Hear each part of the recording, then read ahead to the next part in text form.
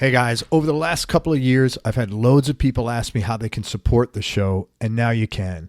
So if you like this show and you want to support it and you want to keep it free, head on over to everyonelovesguitar.com/support. That's everyonelovesguitar.com/support. Thanks for all you do. If you're a business owner and you want to increase your cash flow, or if you're a label or artist and you want to promote new music, then listen up. For information about advertising on Everyone Loves Guitar, including information on geographically targeted ads, go to everyonelovesguitar.com/advertise. That's everyonelovesguitar.com/advertise. Hey guys, I got to tell you a quick story. I recently put in a pair of EMG pickups into my Les Paul Classic, and tinkering with electronics, wires, not my bag. That being said, a little over an hour later, I'd installed the pickups with literally no problems at all. And the quality of the sound is absolutely amazing. I put in the retroactive Fat 55s. That's a new set that they have, and that's because I wanted a vintage, British Brown sound. And these Fat 55s are modeled after the tone of the classic PAFs, which is exactly what I got. The thing I wasn't expecting is it sort of feels like my volume and tone knobs have been expanded to 20. There's like a lot more responsiveness in the volume and tone, and I could even get harmonics now at low volumes on the neck pickup, and any preconceived notions I had about installation being difficult or, there's a problem having a battery in there were totally wrong. The battery thing, it's like putting a battery in one of my kids' toys when they were little children growing up. It's just a total non-issue. And in fact, I'm going to wind up getting the Strat set next because installation for that is even easier because it comes with the pick guard and the pickup's already attached to the pick guard. And if you want to check out EMGs for yourself, now's actually a great time to do this because Rob and Allison are making a special offer available for listeners of this show only. And here it is. For a limited time, head on over to emgpickups.com, buy one or more sets of pickups, and enter ELG in the discount code section of the shopping cart. ELG, of course, for Everyone Loves Guitar. And they're going to give you 15% off, which is huge. The biggest discounts they ever give is 10%. Plus, they're going to give away $70 worth of free bonuses, including an EMG cinch bag, a pick tin, lanyard, stickers, and a t-shirt. Plus, you get a money-back guarantee if you're not 100% satisfied. Plus, not a 2-year performance guarantee on the performance of the actual pickups themselves, but a lifetime performance guarantee. And on top of everything else, you're going to get free shipping. So there's basically no risk at all here for you to try a set or two of EMG pickups. And the great thing about these pickups is, and I got 2 sets, once you install them, and by the way, there's no soldering involved at all, because I couldn't have done it if there was, quite frankly. But once you do install them, all you need to do to swap them out and put another set in is literally disconnect one wire on each pickup, and then you're done. That's it. It's kind of like putting Legos together. It's that easy. So go to emgpickups.com, enter ELG in the shopping cart for your discount code, and that's it. You get to take advantage of this offer right now. Man, this one's always a big challenge. If you want to buy or sell a home or investment property and you're here in the Tampa Bay area, in Hillsborough, Pinellas, or Pasco counties, then listen up. West Florida Real Estate is a local residential real estate broker that's helped over 250 Bay Area homeowners buy and sell their properties in the last 4 years alone. If you're looking to sell, you'll want to get their free report, The 7 Biggest Mistakes Homeowners Make When Hiring a Realtor. And if you're looking to buy a property, you definitely want to get your hands on the 21 Most Expensive Mistakes Tampa Home Buyers Make When Buying a Home. Each one of these reports is going to save you time and money. Inside, you'll discover the 7 most important things to consider when hiring a realtor, what to do if you're buying and selling a home at the same time, and the danger of choosing a realtor who agrees with everything you say. To get your hands on these free reports, head on over to westfloridarealestate.com. That's westfloridarealestate.com. The Be Fulfilled Journal helps you be more honest with yourself and with others and be more open to handling things you've avoided dealing with for years. It's a 12-week online and journal program that helps you identify and eliminate things you do that are causing you stress and live in more gratitude and joy. It was actually developed by a long-term friend of mine who got sober in 2008, and he's put together a great deal just for my listeners. You get the 300-page hardcover journal and access to the 12-week video program online, plus free shipping, plus membership in a private Facebook support group with others going through the program, plus a 5-day mini course showing you how to let go of stuff that's draining your energy, plus a 30-day 100% money-back guarantee. To start your journey and get all the bonuses, go to BeFulfilledJournal.com/ELG. That's BeFulfilledJournal.com/ELG. All righty. Hey, everybody. This is Craig Garber. Welcome to Everyone Loves Guitar. I got a really interesting guest today. We're with Rob Compa from Dopapod. If you don't know Dopapod, they are just like a really fun band, really cool. If you don't know them, I'm really glad you're listening to this because I want to turn you on to them. And Rob is like a brilliant musician. I was telling him before the interview that he doesn't ever play the same thing twice, and these guys have a big catalog, and their songs are really long. I think people might put them in the jam band category. That's fair. Yeah, I think it's fair, but they're like, I don't want to. They're a really great rock band, and because sometimes the jam band group isn't given credit for that, and these guys are great, incredible musicians. Just like all of them, really got their shit together. So I'll tell you about Rob in a second. I just want to say thank you, Chris Bono, for hooking us up. Yeah. So 2006, Rob studied guitar at Berklee in Boston on a scholarship. While at Berklee, he formed Dopapod with some friends. Over the next 10 years, he built the band, or they collectively built the band. It's a national touring, full-time career that's taken them all over the place to venues of all size imaginable, from tiny bars to beautiful old theaters to Red Rock Amphitheater to high-profile outdoor festivals such as Bonnaroo, Summer Camp, Gathering of the Vibes, Camp Bisco, Halloween, the Peach Music Festival, and loads of other ones. He's co-written and recorded 6 full-length albums with Dopapod. He's also recorded as a sideman on numerous other albums. Other groups Rob's played with around the Northeast and elsewhere are Barika, did I pronounce that right? Or Barika? Bodika, but it's all good. Bodika, West African Fusion out of Burlington, Vermont. Do you know the guys from Snarky Puppy? They all have side projects that are like West African something. Yeah. I played with a lot of those guys in like kind of side things, when it's like you run off for a weekend and kind of have an affair with some other musicians for a while. And I played with a lot of those guys. Yeah. Also, Bryak.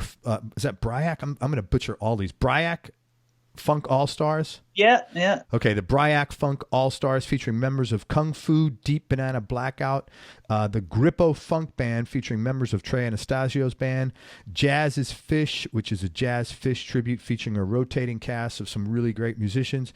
He's played on stage with Dweezil Zappa, Mo, Mike Gordon, Oteil, and the late Kofi Burbridge, Scott Sharrard, who's been on this show, Jay Lane, DJ Logic, that's a good one, Bernard Purdy, George Porter Jr., Steve Gadd, here goes, Snarky Puppy, and loads of others. He shared a bill or opened for the Allman Brothers, Tedeschi Trucks Band, the String Cheese Incident, John Schofield, Medeski, Martin and Wood, the Trey Anastasio Band, Carl Palmer. So Paul Bialatovich. Oh, I don't. We opened for Carl Palmer one time, and it was so long ago. I might have met him. Yeah, and then it was like, okay, bye. I had him on a couple of weeks ago. Good guy.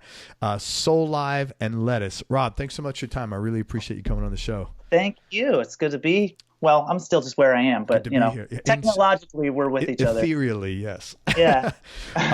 Man, I'm really happy to talk to you because I really love your music and love the band in general. Thank you. One thing on your website, so Rob's website is Rob Compa Guitar. It's COMPA, robcompaguitar.com. You got a lot of cool stuff you give away. And one thing is a collection of your thoughts called Thoughts for Young Musicians to Ponder. And in there, you talk about the difference between stupid decisions, which we've all made, and bad decisions, which we've also all made. Yeah. But then you shared a story about the first time Eli Winderman, who's the founder, keyboard, and vocalist from Dopapod, asked you to play with him. So I'd like you, if you don't mind, if you could share your thoughts on the difference between stupid and bad decisions, and then share that story and explain how it relates to stupid or bad decisions. That would be great. So, well, I think it's pretty personal. Like, everybody has to make up their mind on what's one or the other for themselves. But, like, I mean, I guess the best way for me to describe what I thought, and also disclaimer, is that I wrote this, like, that the thing you're talking about, like, 2 years ago. I might feel differently about some things now. I don't know. But so, like, I think I had played, like, we were all living in Boston at the time, and I played a little bit with, because Dopapod was still a band for like maybe 6 months before I joined, but it was just Eli and a drummer, Michelangelo Caruba, who's the drummer for the band Turquoise now, and it was just the two of them. But so then I came in, would play guitar occasionally, and then he asked me to drive to Oneonta, New York for a gig from Boston. Yeah, which is now, as an adult, it's not that far away, like 3-4 hours. But when you're 21, like that's a trip, Well, plus it's Oneonta, man. It's not like you're going to New York City for 3. You know what I'm saying? It's different. Yeah. Well, to be fair though, at the time, Oneonta, New York was like a good music town because it's this like sleepy college town where there's nothing else to do. So when there's a show, any show at all, kids would go because it's something to do, and they're like, "Oh, thank God, I'm so bored," Fair enough. So it was like we would have great crowds there, at least at the for us by our standards at that point in time. That was a lot. Yeah. But so he was like, "Okay, so we're gonna go to this gig. We're opening for this guy Sam Kinninger, who's saxophonist he was in Lettuce. He was an original member of Lettuce, but he left the band, and he was also on like a few Soul Live albums. I knew who he was. Like, I was like, wow, that's so cool. And so I was like, yeah, I want to do it. Like, are we going to make any money? He's like, absolutely not. And I was like, okay, well, can I ride with you guys? And he's like, no, not really, because we're going to have the drums, and Eli's got like a huge keyboard rig. He's like, drums and all the keyboards in my car, and there's only room for me and Mikey, so you would have to rent a car. And I was like, okay, all right. So it's getting more appealing. Yeah, I was also like working at a school of rock at that point in time, and I was playing in like a gospel church band on Sundays. So like I made a lot of my money on weekends. Which you were going to lose by doing this gig. Yeah, yeah. And I was like, fuck it, sure, like I'll go do it, and so that's a pretty stupid decision on paper, like I probably wouldn't make that decision now. Right. So maybe that's how I feel about it now, is like make stupid decisions while you're young enough to get away with it. Because I probably wouldn't be able to justify that decision at 32. Well, you have more to lose. Yeah. At 21, it was like, what's the worst that could happen, Right. So I went for it, and then 11 years later, that's like, those are my brothers. We've been through everything together, like that's the most coolest creative thing I've done in my life so far. So 6 studio records later. Yeah. That's so cool, man. Great stuff. It's neat. So I mean, like, come on. I mean, I remember I called my dad too, and I was like, Dad, is this a good idea? And he's like, no, don't. I'm making my dad seem like he's like square, but my dad. No, not at all. Hey, man, I got kids that are like just almost your age. I'd have been the same way. And I was just out of college for the first time, like living on my own, like paying rent. It's a totally new experience for me. Right. So your dad's like, let's work the math, son. Yeah. And I was like, no, I'm going to go do it. And then here we are. Yeah. There you go. So what made you do it? I had listened to, like, they had some demos, Eli and Mikey, and I was like, it just felt like those were like, they were saying the same kind of things that I wanted to say. I wasn't taking it for financial reasons, of course. It was because it was for like creative reasons. Like I was like Eli and I, like the second we would play together in like a basement or something, we had like a really similar vocabulary and could like just have a conversation on our instruments really easily, And so it just, I was like, I want to play with those guys. Like, And it's still like, I mean, Eli's my favorite keyboardist on the planet, and I would get to be in a band with him. He's amazing, man. Honestly, yeah. I'm not blowing smoke. He's next level shit with the keyboards. Yeah, and granted, I'm not in a band with Mikey anymore, but Mikey's one of the best drummers out there right now. So those two guys, I was like, I want to surround myself with players who can play like that, So I think that's why I said yes to it. You don't only have to say yes for financial reasons, Yeah. Great decision, man. Thank you for sharing that. That's the thing. I've learned so much from doing these interviews. The most important thing I've learned is the importance of doing those things that make you feel good. To be honest with you. Yeah, it really has. I've learned that many times over, and I really wasn't that way before this, and I've become that way very much now. Yeah. Not that I only did things sorry, go ahead. Oh, I feel like it's a little counterintuitive to what you think adulthood will be. Like, you think the older you get, you just have to make reason. You have to do things for monetary reasons or be totally responsible. But yes, I mean, the older you get, you kind of need to do things. There's like other reasons to do things that never even occurred to you when you were younger, Well, I go the other way, man. I actually think the older you get now, the more important it is to do that because you got less time. So you might as well be happy and feel good with whatever you're doing. It's even more important because it's like when you're younger, you could pass up a decision, say, I'll do it later, Yeah. And nobody knows, when your time comes, right? But I mean, when you're older, you just got less time. That's a fact. Yeah. So I think it's a great lesson. So your radar for things that are going to make you happy or benefit you becomes stronger because it has to be, I think. Mine has. It's in my best interests, Mine has because of you guys, because of interviewing all the musicians, to be honest. I've learned so much. I bet. Yeah. So talk about now just your thoughts on the difference between stupid and bad decisions. And you know what, Rob? I think turn off that light is actually you're Oh, yeah? Yeah, if you're good with that. Yeah, because you're actually glowing. Yeah, that's better. How about now? I mean, there's a big window that you can't see, so that's going to be a source of light too. Totally good. Thanks. Sorry. Yeah. I have a nice ethereal glow. Yeah, man. No, you like radioactive. Now it's ethereal. Stupid versus bad decisions, if you got to pass on some information. Man, that's I wasn't ready for this one. I don't know. I just think like when you're young, you need to, like, if you want to become like a professional player, like, you never know what avenue is going to be the most fruitful. So like, you kind of need to say yes to as many things as you can and not like put all your eggs in one basket and assume that one thing is going to lead somewhere, Yeah. So like, and I think it's important to say yes to, at least when you're younger, say yes to gigs that aren't even necessarily gigs you want to do, Yeah, because you might meet somebody that says, hey, man, I heard you play blues. I got a blues thing going here, and I need a guitar player or a keyboardist or whatever you do. Yeah. I mean, I met Eli playing in a reggae band. Right. Like, I don't listen to reggae at all, So, if I hadn't have done that, there probably wouldn't be a Dopapod either. So, even though but it's easy when you're young because you just want to play so bad that you're like, yeah, I'll do it.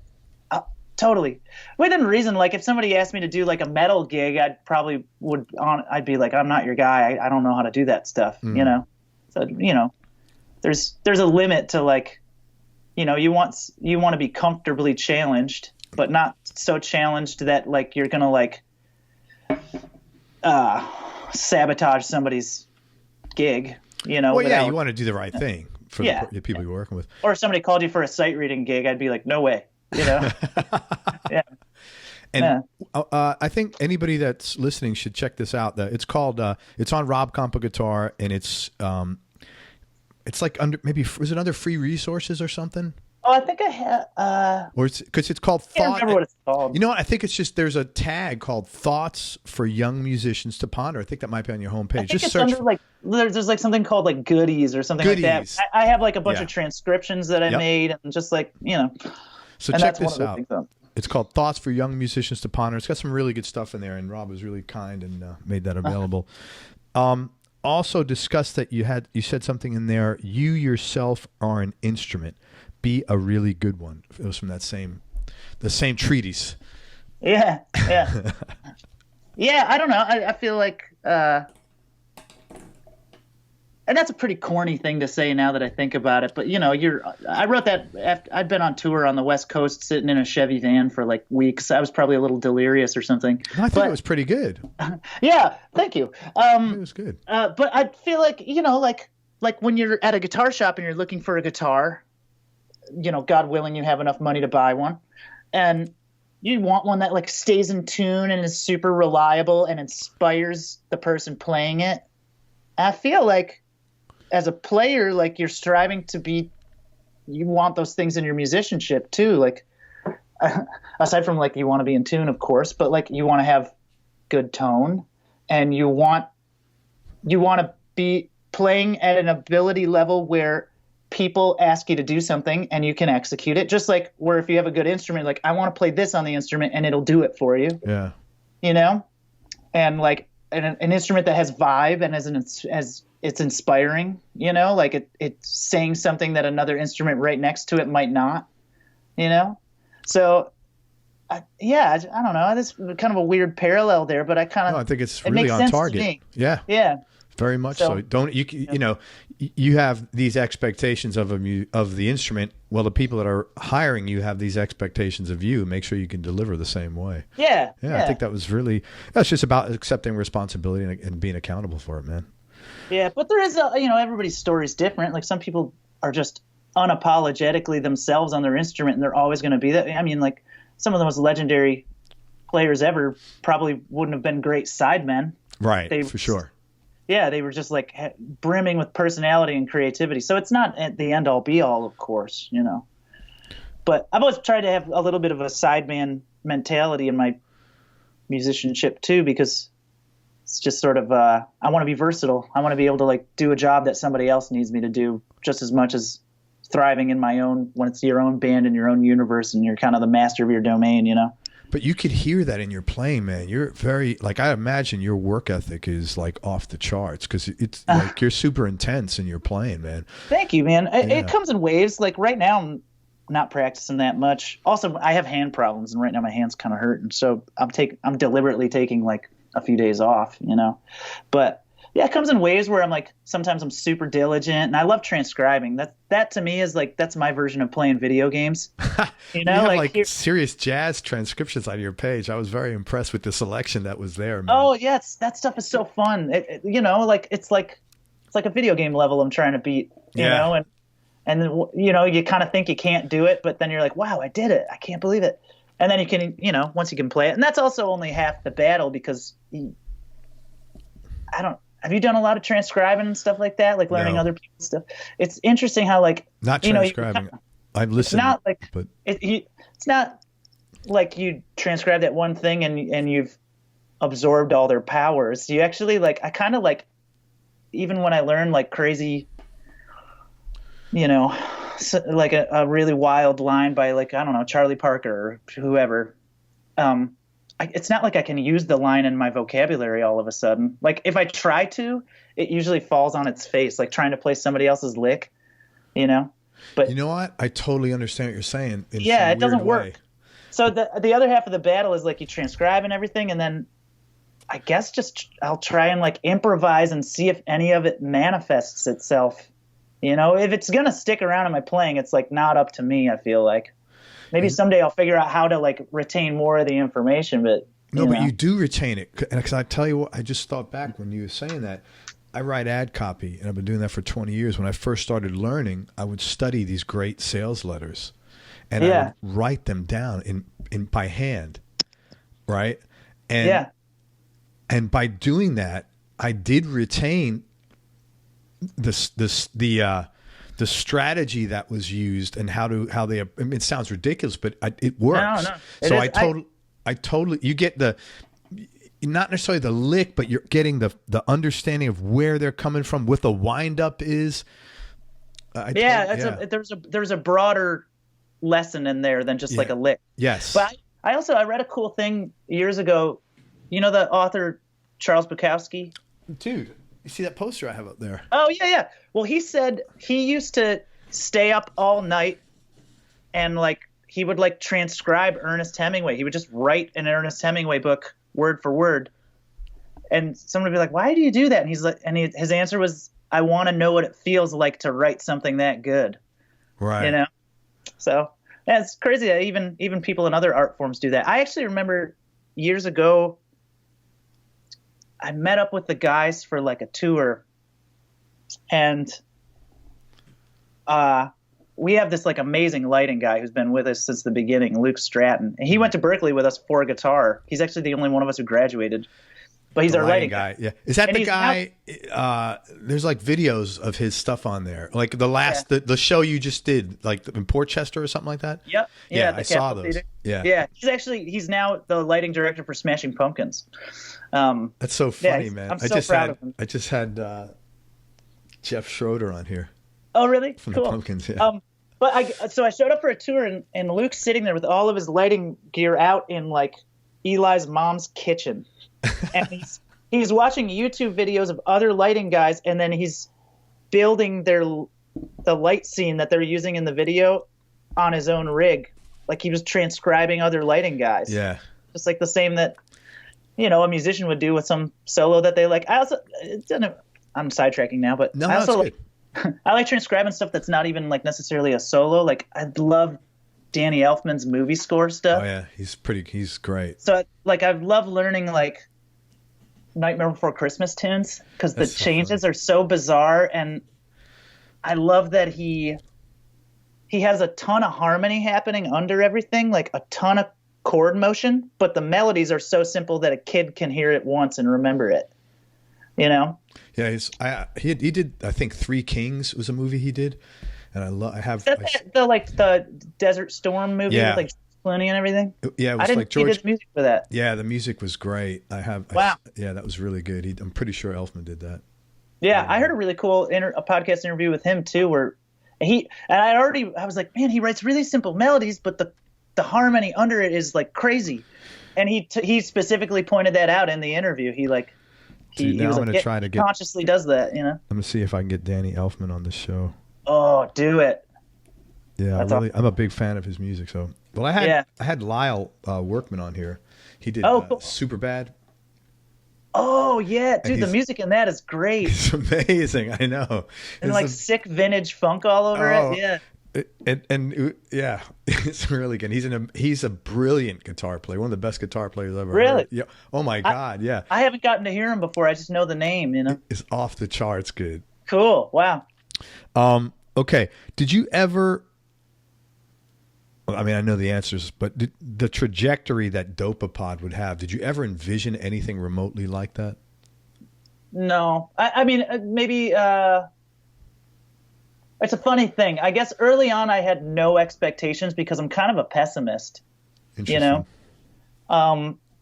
then I remember like the first time where somebody was like, man, there's something special about you guys. Like there's this cool, like camaraderie and stuff, like, where I wasn't even aware of that necessarily. I was just like, because at the time it's just, we were all in like 5 bands, and that was just another band we would all go off and do. Sure. Plus you're kids, you don't necessarily have that awareness. At that level. No, and I mean, I still like if I go back and listen to something from like 2009, I'm like, ugh, we didn't have, but then I started being like, he said that, and I was like, really? And he was like, yeah, there's something like, it's really cool. And I was like, oh, okay. And then we started getting a little further along. And what's funny is once you start getting a little bit of success, you start assuming there's going to be even more, Yes, and then, I could understand that. And then, so then it got to a certain point, which inevitably led to us like taking our hiatus, or at least one of the reasons, where we expected it to get even bigger than it got. And it got, man, if you're in a touring band at all, you're lucky as hell, So, but it got to a point where like, as good as it got, we wanted it to be even bigger. Well, that's normal because you're always normal, but it's not healthy. But what do you aim for? You aim up, right? You don't aim down. You don't say, listen, man, we need to scale this shit back. We need less people at our shows. We need to make less records. That's not what, that's not, it's just. I hear you, but that's the people coming to your shows thing is not really up to you anyways. Like, right. Have you ever heard like the whole AA thing of like, my dad's been in AA forever, No, so I'm very familiar with the 12. But about like knowing the difference between like things you can control and things you can't control. Oh yeah, of course. Right. You know? That's it's a specific quote, and I can never get it exactly right. Oh, it's God grant me the serenity to accept the things I cannot change, the wisdom. No, the ability to change the things I can, and the wisdom to know the difference. I think. Yeah. That's it. Yeah. Yep. That's pretty much it. And, so I mean, that was one of them. For granted, I'm just this isn't AA, it's just a band, but like, like I can't make people come to our shows or anything. If you want to like think bigger, like I want to make more records and I want to play. I want us to be a better band. I want us to be happier and enjoy what we've got more. Then that's totally the ball's in our court for that. I disagree. And then if any of the other stuff is going to happen, it's either going to happen or it's not. Like I disagree a little bit. You can't make people come to the show, but your intentions of I want to be a better player. I want to continue to put good music together. Yeah. I want to continue to evolve as a musician. I think the net when things are working anyway, the net like that'll result in those other things. Right. Yeah. But if right. And it's all but your intention has to be deliberate about that stuff. Yeah. Otherwise the other stuff, I'm not a musician, but I don't think that would happen. You're a musician. You got guitar sitting behind you. It's a big. What are you talking about, man? I'll tell my wife that you said that. Hey, Rob Compa, one of the smartest and brightest kids. I'm a musician. But you know what I'm saying? But I also, totally, absolutely. Like, but I think it's sort of like, that's a separate issue from, man, we need a break because this shit is overwhelming. Yeah.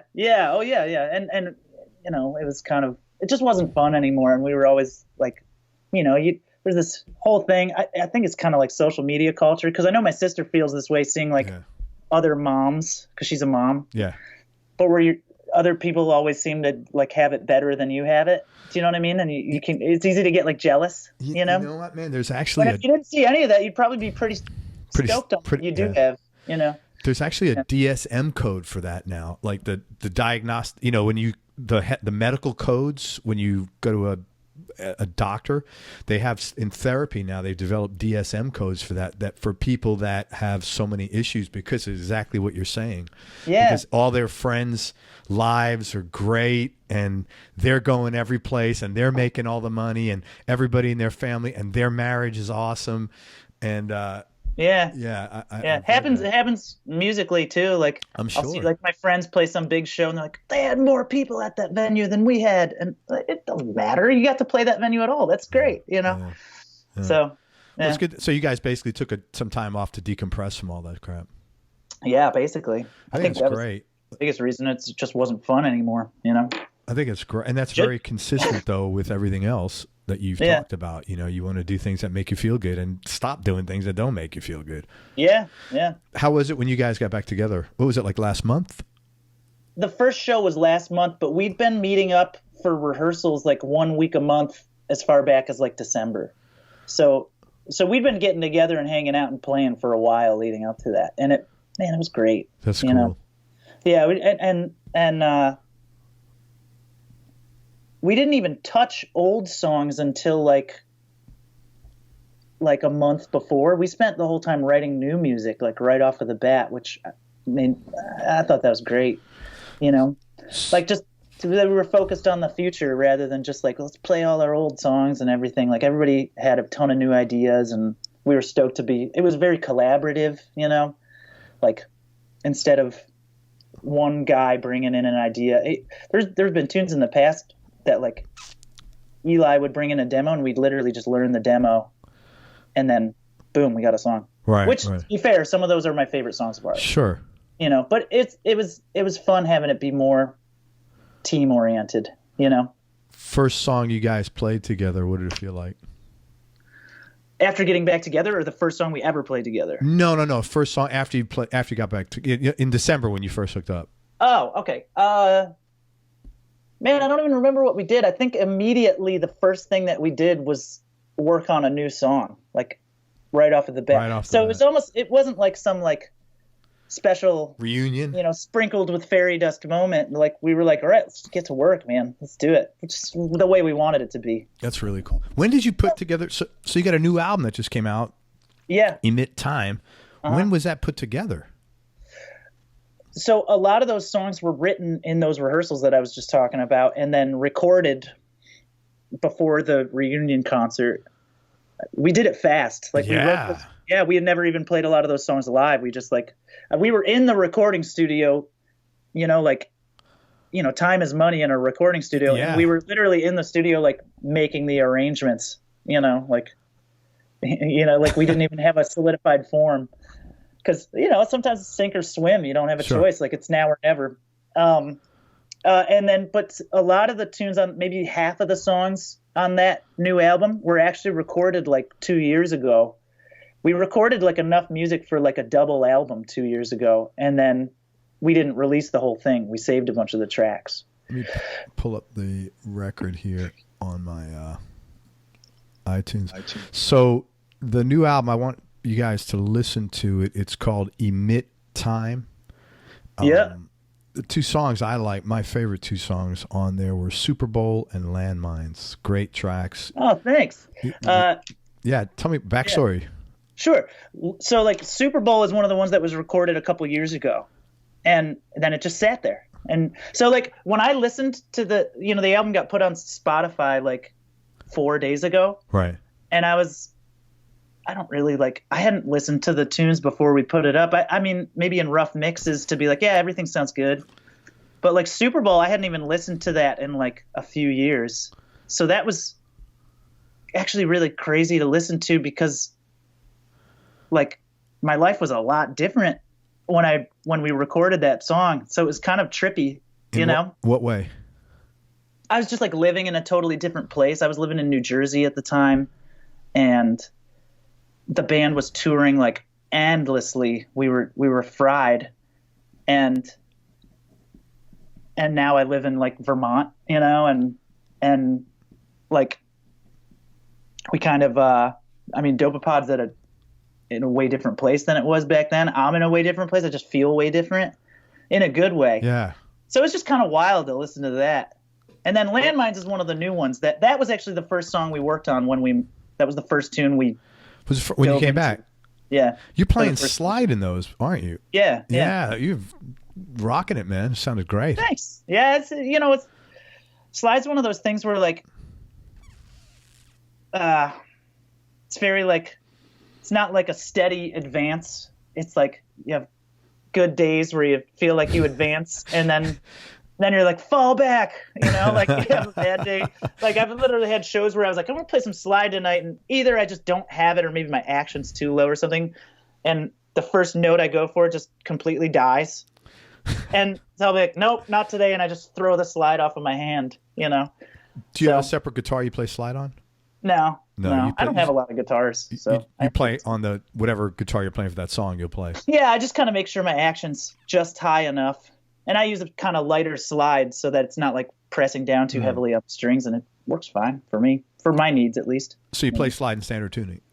Yeah. Yeah. Yeah. Very cool. From taking the time off, did you learn anything about taking time off? Yeah.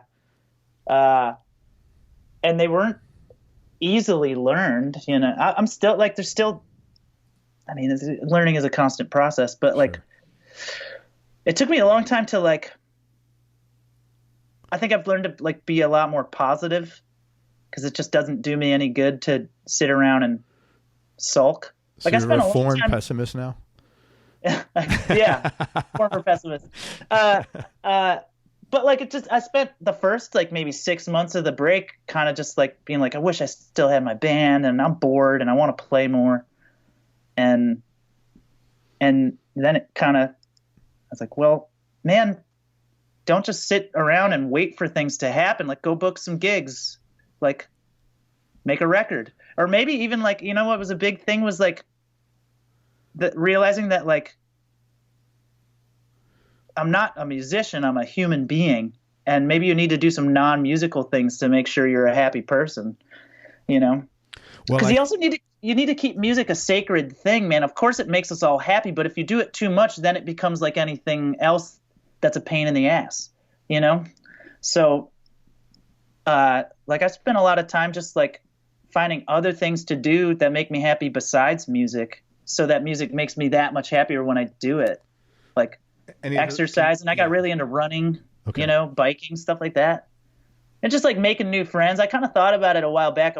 A friend of mine up here in Vermont was like, who are your like best friends from like touring and being on the road? And I was like, well, I mean, the band, of course, but like I wasn't around anybody long enough to make friends on tour. I spent 10 years pretty much like, there's guys in other bands who I like hit them up and call them every once in a while, but it's not like,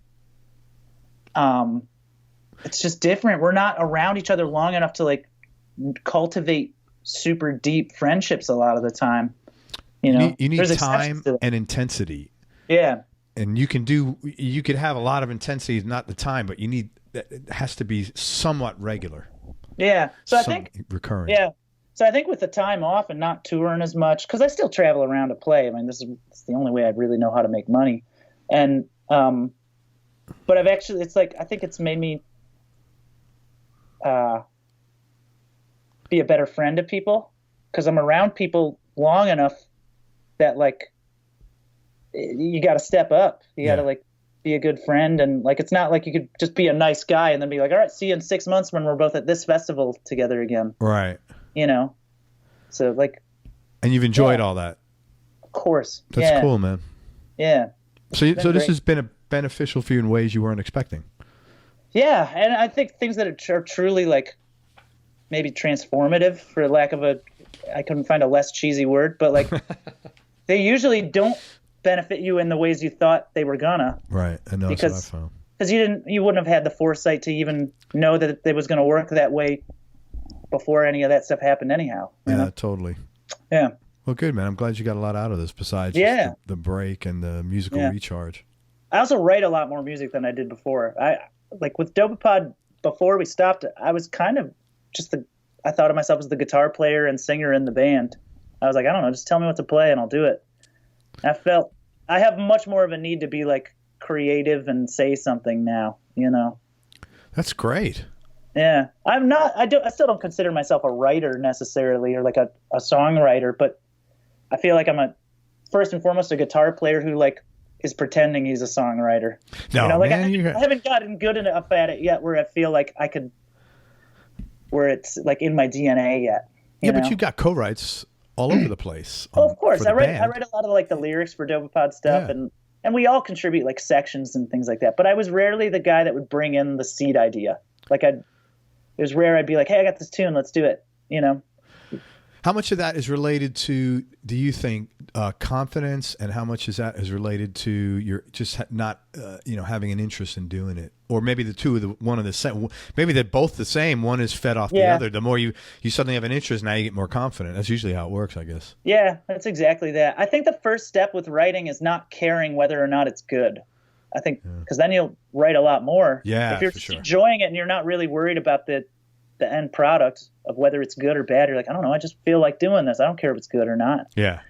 Then, because most people, you only hear the best stuff that they wrote. You don't hear the 20 other failed attempts. I was just going to say, man, it's just on sheer numbers. You got to figure at least 90% of what you're writing isn't going to make it. Yeah. Yeah. So, but if you don't write anything, then 100% is not going to make it. But I mean, if I could have the same work ethic with writing that I do about guitar, I think I'd be in a good spot. Because I remember when I was like just starting to play guitar and getting serious about it, when I was like, I made the decision. I was at baseball camp when I made the decision because I missed my guitar. I was like, I don't want to be playing baseball. I want to play guitar. And I was like, man, when I get home, I'm going to play guitar every day for the rest of my life, even if I only have time to like play a G chord. I'm going to pick up a guitar every day if I can help it. So if I could do that with writing, but I'm not 12 or 13 anymore. I can't do that anymore. One day at a time, man. You know the deal. Yeah, man. Yeah. That's good. I'm glad you're doing that. Thanks. Me too. Where'd you grow up? I grew up in Rochester, New York. Okay. Yeah, you have the upstate New York accent. Yeah. Yeah, sometimes people think I'm from like Wisconsin or something. No, it's a little different. Yeah, it's a little different. Buffalo maybe a little bit, but not Wisconsin. Yeah, Buffalo's only like an hour from where I grew up. Yeah. Any brothers and sisters? You come from big family or? Yeah, I got a big sister who's amazing. She's probably my best friend. That's really cool. Yeah, she's got very cool to hear. Yeah, she's got a daughter, May. She's like she'll be 2 this summer, and her husband's an amazing musician. He's a drummer, and he's in this great band called Muscle Tough, and he's a sick musician, man. He's a great guitar player too. He's a great engineer and producer. So it's kind of cool. She married somebody where I don't have to have these awkward, forced conversations with him. So, how did the market do today? Oh yeah, no, we're like, dude, have you tried this like new delay pedal? And he's like, yeah, great. That's pretty grateful for that. That and then cool. I have a half brother too, he's a lot older than my sister and I. He's like, approaching 50, and he has 2 kids who are like both teenagers. Very cool. Yeah. Yeah, and we didn't even meet him until I was probably 11 or 12 years old. Wow. Like, 'cause my dad had him when he was like 19, and then that marriage didn't work out, and he was like estranged from that entire thing. Wow. So we knew I had a brother named Damien somewhere. Right. But we didn't hear from him. And then one day we got like a letter from him, and he was like, I want to meet you guys. And all of a sudden I had a big brother. That's really cool, man. Yeah, he's cool. He's a doctor. His wife is a doctor too. Yeah. Everybody's up in your neck of the woods and up there? He lives in Albany. Right. I mean, my neck of the woods is Vermont now, so Vermont's not near anything. Gary Hoey is, you know who Gary Hoey is? Yeah. I think he's in Vermont. Really? Yes. That's the last, I would have thought he lived in Venice Beach or something. No, man. No, right. Because he has all that San Diego stuff. And no, man, he's in Vermont. No way. Yes. Wow. I'll keep my eye out. You know who else lives in Vermont? Is the actor Luis Guzman? He's in like Boogie Nights and stuff. And I know the name, man. You've seen him in so many things. But I was playing a gig in Vermont last summer. It was about 105 degrees. It was insane. And it was what's going on? It's 105 degrees everywhere now, man. But it was like a pot legalization festival because they just it's legal up there? It's legal up there. I don't smoke pot, but I was playing the thing. And there's this guy dancing, and after the set, I was like, that guy looked like Luis Guzman. And they were like, that was Luis Guzman. Oh, wait a minute. He's an older cat?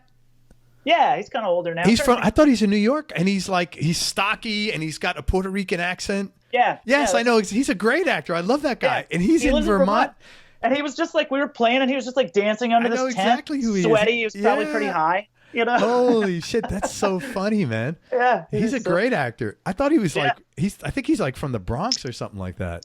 Yeah, that's so I would think so, but yeah, Luis Guzman. I know exactly. I mean, there was only like 30 people at this event, and he was one of them. I was like, what? It was in the middle of nowhere. 30 people in Vermont want weed legalized. Yeah, I don't know. Nobody was really. I think it was just too hot for people to be at that thing. They're all too stoned to come up and show up in the heat. Yeah, I guess I don't know.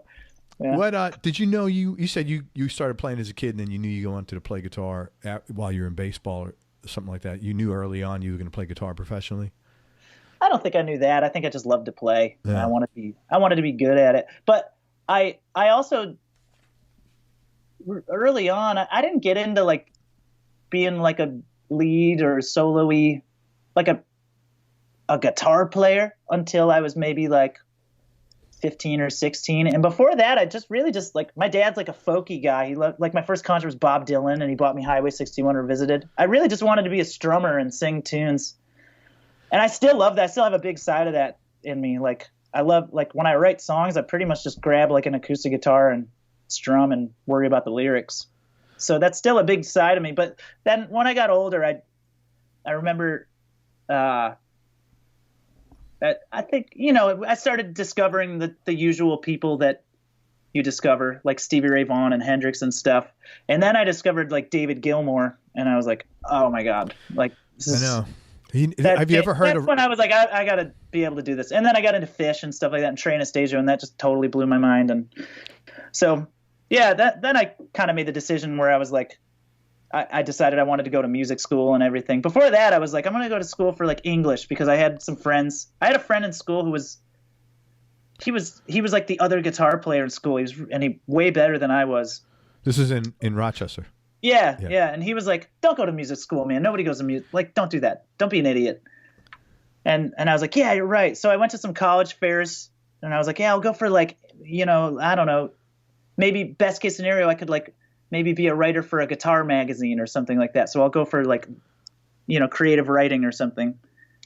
And then I don't know at a certain point where I was just like, I'm not going to do that. Who am I kidding? I want to go play guitar. So I was in like community college and I was in an English class, bored out of my mind. And in the middle of the English class, I had like a Berklee application sitting in my backpack. And in the middle of the class, I got so fed up and was so bored, I just like spent the whole class filling out the Berklee application. There you go. That's probably your most productive class that you've had. Yeah, maybe. Well, the irony is that I really like writing. That's like, I do that to blow off steam. Well, you said this now several times, man. So this is clearly a passion of yours, man. Yeah, it's one of those things where I don't need to like be too hard on myself about it because that's not what it's about. It's kind of like, I don't care if I'm perfect at it. I kind of do it for fun and, You know who writes a lot? Do you know who Alex Skolnick is? Yeah, I know Alex a little bit. Yeah. He writes a lot. I haven't seen him in a few years, but I watched I saw Jimmy Herring in Brooklyn and me and him watched the whole show together. Okay. And he was a wicked nice guy. He actually introduced me to Jimmy afterwards, which was just like, that's really cool. I was like, yeah. But he was a really nice guy. Yeah. Yeah, he writes a lot too. He writes for like magazines and stuff a bunch, doesn't he? He writes for magazines. I think he published a book, his semi-autobiography or an autobiography. Wow. And he's into writing very much. Yeah. He's great too because he's like started as like a metal guy and then he became like a jazz player. Dude, he went to school down in New York to get a jazz degree.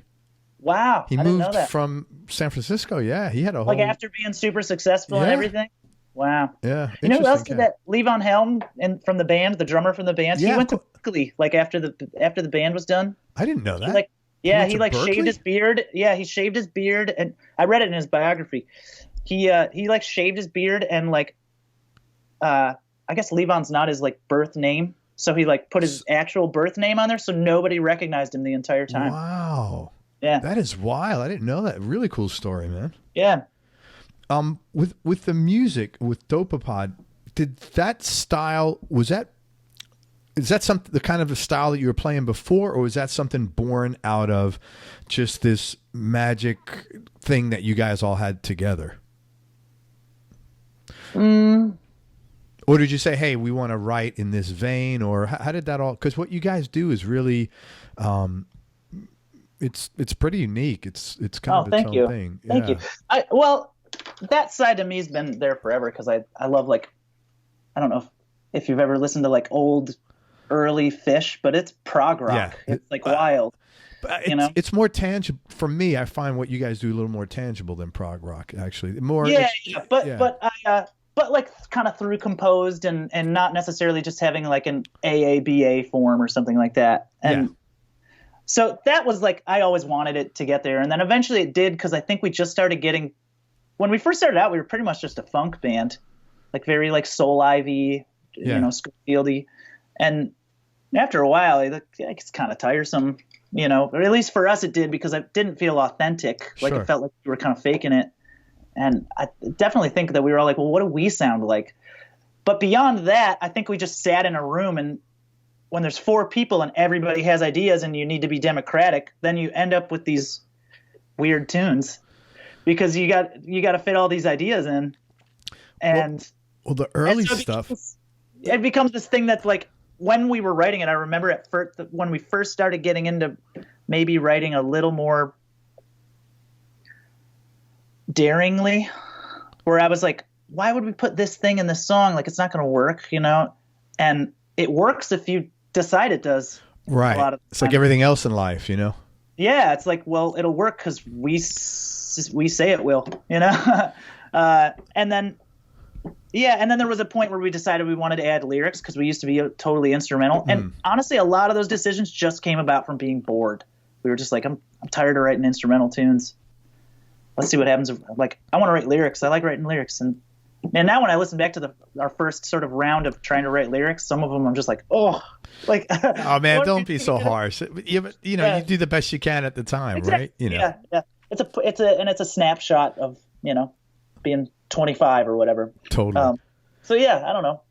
I think it's really cool though, because you do hear both the prog rock stuff, like you'll have a lot of, sudden stops, and then you'll come back with something totally different, or you'll just slow it down. I mean, there's a lot of that prog stuff, but what I think is cool is you go to the earlier records too, and it's almost like DJ kind of music, but the melodies were always very tangible, very accessible. Oh, thank you. Yeah. Which I thought was cool.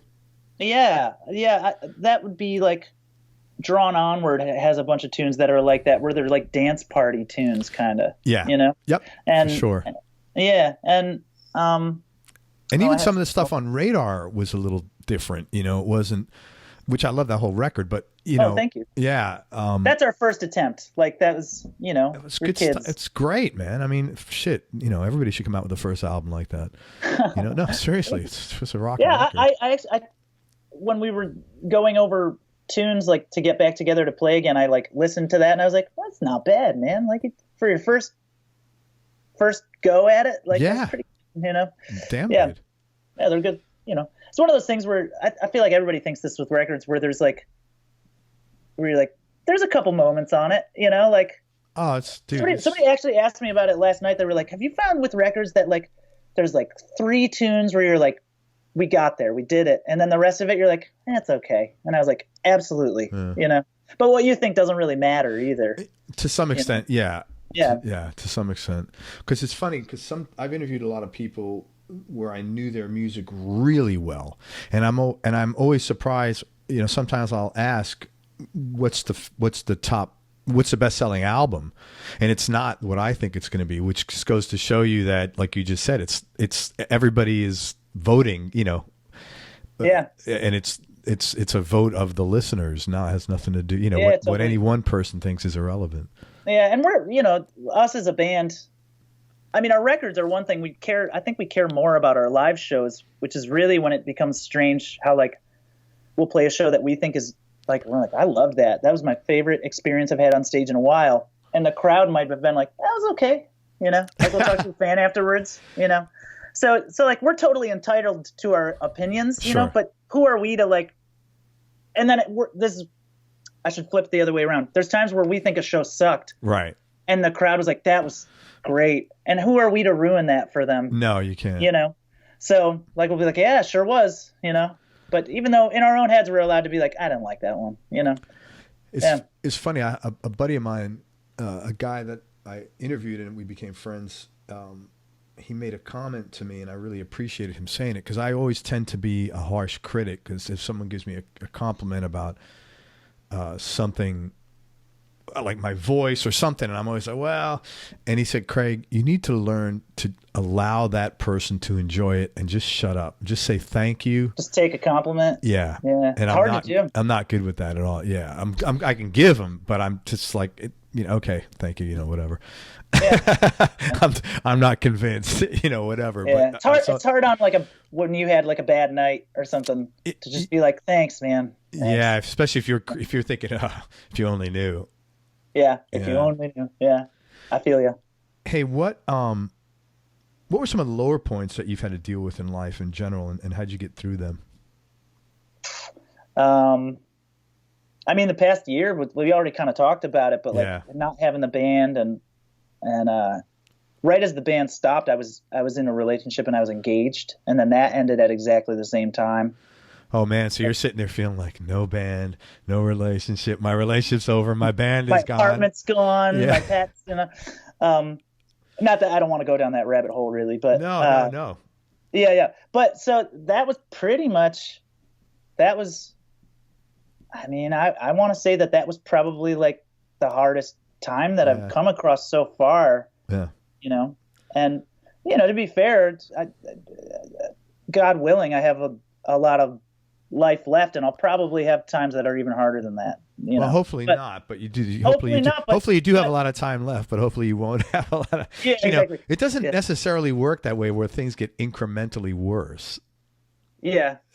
But just you kind of gotta like. I think that's part of like the good lesson learned from all of this is like things aren't going to be great all the time, and just like just take it, just deal, Yeah.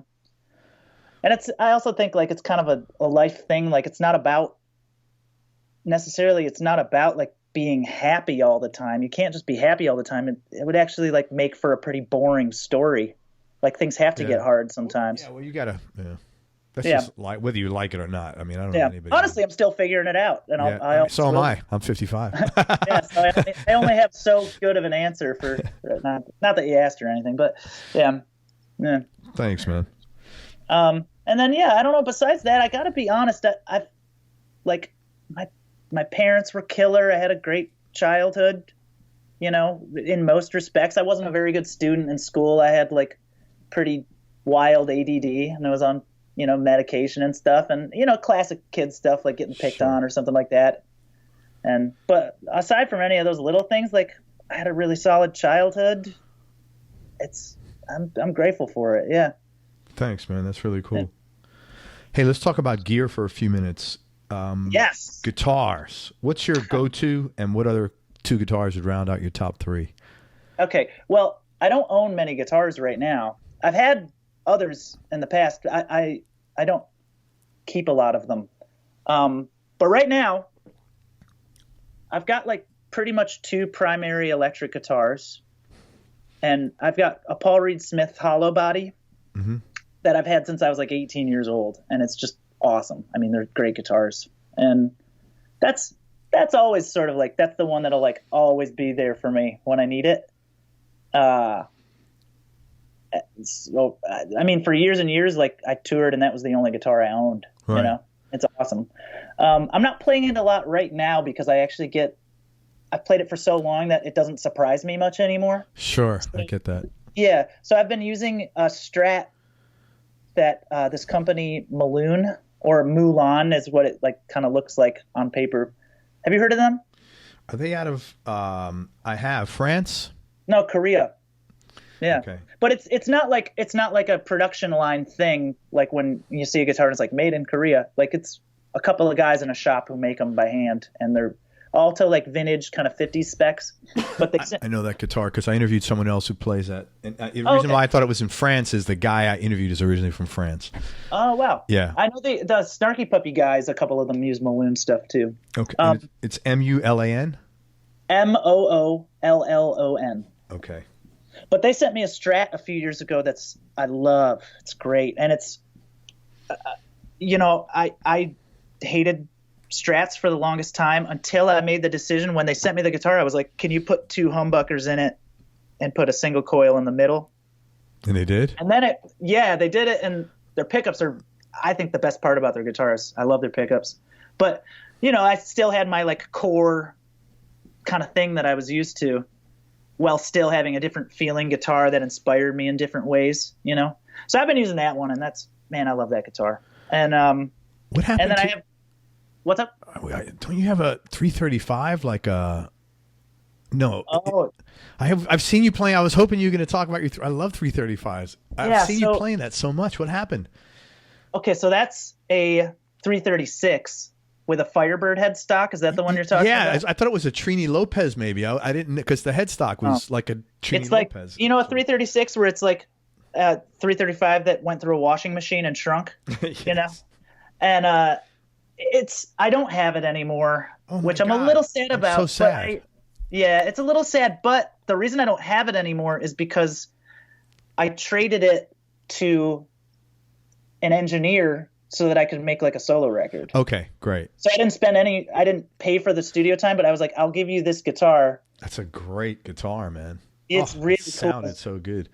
Yeah, so I hope you sell like a million copies of your record so you can get it back, like a pawn shop. That would be so funny. But I was happy to. I didn't want to just like give it to some person on Reverb.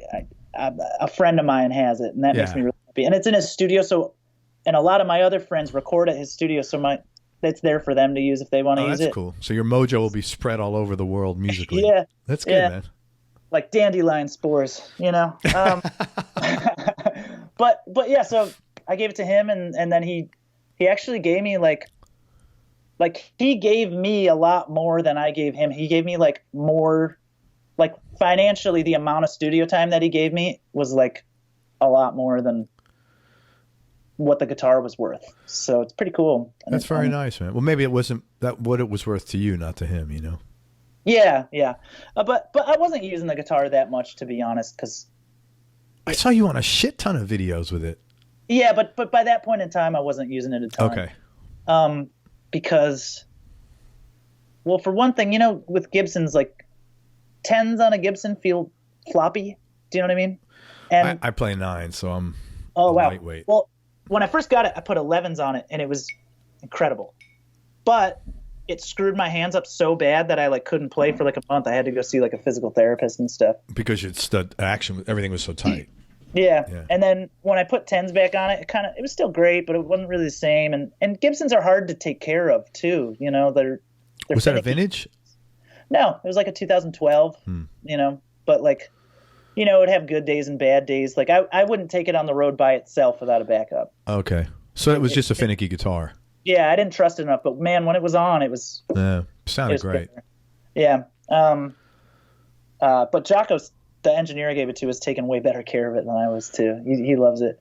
Your tone is very consistent though across no matter what you're playing, because you know you've got your sound, you've got your feel too. Thank you. Which comes across really well. Yeah, for you know, like for better or worse. Like sometimes you wish you would sound a little like I picked up this guitar because it sounds different. Why do I still sound like me? You know. Yeah. But that's pretty much poor Rob Compa. He could never sound like somebody else. Oh gosh. But I've had other ones too. Like I have a little bit of an endorsement with the Paul Reed Smith guys, and for a while I had another one of theirs called a studio model. Oh, cool. That was cool, but I actually sold that to get that Gibson. But I emailed the PRS people first and warned them, and they were like, "That's cool." They didn't give it to me or anything. I paid for the guitar. Okay. Yeah. Just at an artist kind of pricing thing. But that one I tend to sell those guitars to people that I like. Like, so I sold it to one of our crew members who still has it. You know, keep it in the family kind of. Yeah. Oh, and I have a Telecaster too that same company, Maloon, sent to me, but that one doesn't get used too much. You know, Tellies they're pretty niche guitars. You know, that's got to be the right situation for them. You know. Well, you know, it's interesting. Guys that like Tellies, they will tell you the thing I like about it is you could play it with everything. So it's really weird. Well, they probably have like really good. Like, I mean, I listened to the interview you did with Duke. Yeah, Levine. Duke plays nothing but. He plays a 53. Yeah. I've taken some lessons with Duke, and I got to play that guitar. He let me try it out, and that thing was like, oh my god, like that was like the best guitar ever. Yeah. You know, but not every Telly feels like that. You know, that's a special case. You know, I think honestly though, Duke is such a good player. He can make anything sound. I mean, he's such a melodic, such a sweet tone. I mean, you know, he's a. Yeah, he actually, when I lived in Boston for Berklee, like every week, me and my friends were like just old enough to drink where we could go out and see him. And every week we would go to this place, Atwood's Tavern. Yeah, that's where he plays. Yeah, and we would like freak out. Man, like, it was like life changing. I still like, because Boston's not far from Burlington. It's like a 3-hour trip. Sometimes if I'm in town for a gig and it gets out early enough, I'll run to this place, Lizard Lounge, if Duke's playing. That's just cool. To like catch the second set. And he's such a nice guy, and like we know each other. Like when I was younger, I actually like subbed for him on a few gigs for like a country group in Boston. Like we know each other. He's a super nice guy. I've taken lessons from him, but I'm still kind of like shy whenever I see him, because he'll play like the greatest guitar I've ever heard in my life, and then he's like, "Hey man, what's up? How you doing?" And I'm like, "Yeah, I'm good." you know. He's just as humble as you are, though, man. He's a super cool guy. You know that. Yeah, he's so cool. Yeah. Have you interviewed? Do you know Kevin Barry? He's like the other guitar player that's like attached to the hip with Duke. No. You rarely see one without the other. I think I have not. I need Kevin is also in Jay Giles' band with him. I would look into him. And he's one of my teachers from Berklee, and he's like, he's as sweet as Duke is. He's the man. Most of the time when you see the two of them together, Kevin's playing either lap steel or pedal steel. But oh my god, he's amazing, man. The two of them together are just like something to behold. It's just crazy. Yeah. It's a good scene there. Yeah. What's your favorite song that you wrote, and why? Or that you co-wrote? Could a co-write count? Yeah. Or wrote or co-wrote.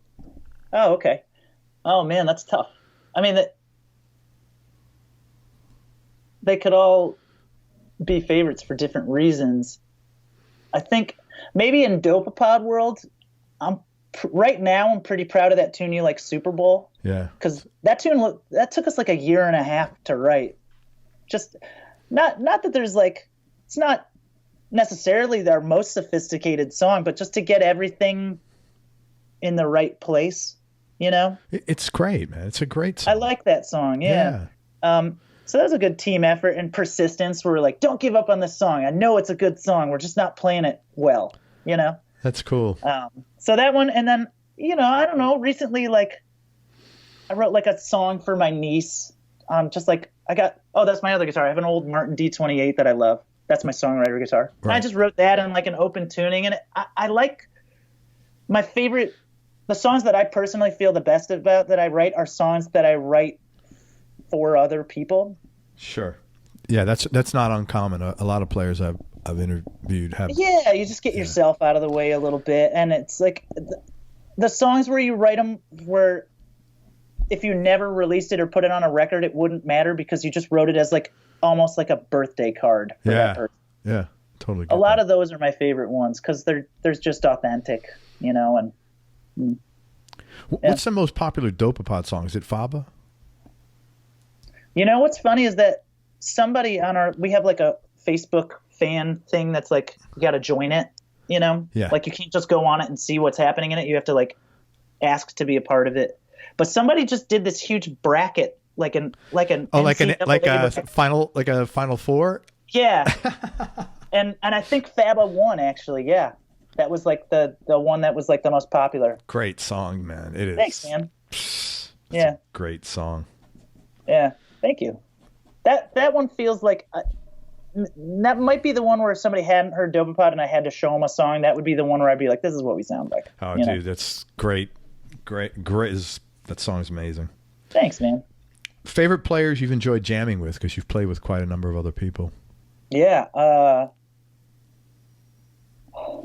Man, I mean, like getting to play with Oteil Burbridge was the coolest thing ever. You know, I'm a huge Aquarium Rescue Unit fan, and you know, and we were doing the gig we did together was cool. It was like we did 2 nights in Denver, and the whole thing was improvised with a conductor. Oh, wow. This thing called Everyone Orchestra, where this guy, Matt Butler, who's a sweetheart, he's the coolest dude in the world. He kind of just hires whatever musicians he wants. It's not a band. It's like he gets whoever's around. There's no songs, but he has like dry erase boards and all of these cues and everything. So you basically are just playing together and watching Matt, and he'll cue changes rhythmically or harmonically. So is there like an orchestra there with strings or? Sometimes he has done that, but it's different every time.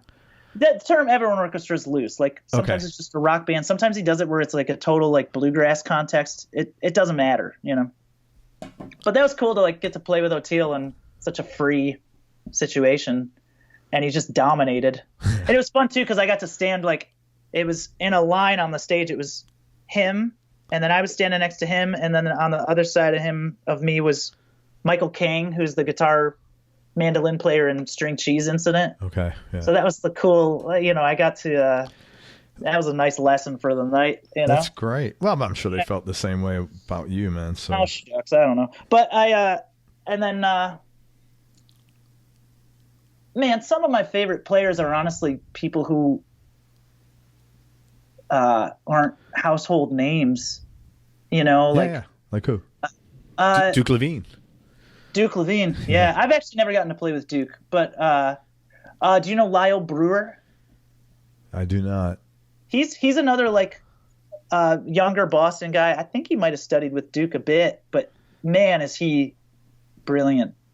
Like he's just unbelievable. And I've gotten to play with him before, and he's a good friend, and he can do all the Duke country kind of things in spades, but the last few years, he just got really into like solo guitar, like almost like Chet Atkins, but sure, a little more classical. He made a whole album of solo, like Bach pieces. there's so much of that going on now because everybody's making their own records. So it's like, fuck it. A label's not selling this anyway. Let me make what I like. Oh yeah, dude. Yeah. Lyle makes like 2 albums a year. He's like, holy really shit. That's prolific, man. He's just, and he teaches at Berklee too. And he's not much older than me. He's like 33, 34. But yeah, he's like, anytime I get to even, hang out with him, I feel lucky too. 'Cause you don't see too many people that can create or execute their instrument like he can. Man, I got to play a tune with like Dweezil Zappa once, and that was just super cool, Great and he was great. The whole band was super cool. Yeah, and then I don't know, like, man, one of my favorite guitar players ever is this friend of mine from Rochester. His name's Paul McCardle, and he's a little older than me as well. So when I was like 18, I was seeing him at like bars in Rochester and being like, I want to play like that guy, And he hasn't toured much or anything. He teaches he teaches guitar at a college in Rochester and does lots of gigs. And we play together when I'm home a lot. He'll just come over and we'll play together. And man, he's another brilliant guy. Like, where even just talking to him, you're like, your brain works differently than other people's, doesn't it? Those are a lot of my favorites. Are like just like the dude down the street. Sure. Yeah. Desert Island Discs, man, top 3 for you. Knee jerk reaction, and just for now, man. It could be. I could change. That could change in an hour. All right. The first thing that popped into my head was Animals, Pink Floyd. Highway 61 Revisited. You said knee jerk reaction, so man, that's and probably like some like live Fish show. Mm-hmm. It could be it could change on any given day, but like some live disc. Cool. What is what would you think is the best decision you ever made so far?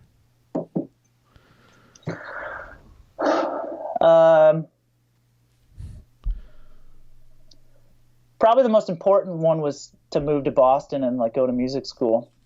Like everything else that's happened afterwards is because I made that decision. Yeah.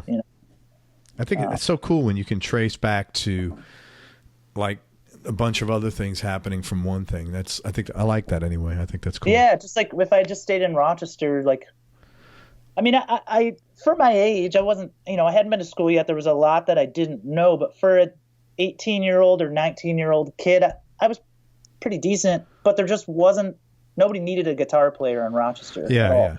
Just nobody needed one. And also Eastman or Rochester's, it's underrated, but it's kind of like a guitar town. Is it? Like, yeah. Like, Eastman School of Music is there, which is like a heavy jazz school. Right.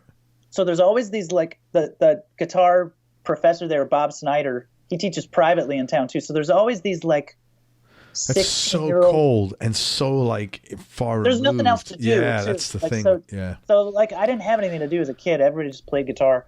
And so there's always these like 16-year-old kids who are studying with the Eastman guitar professor who are the scariest bebop players.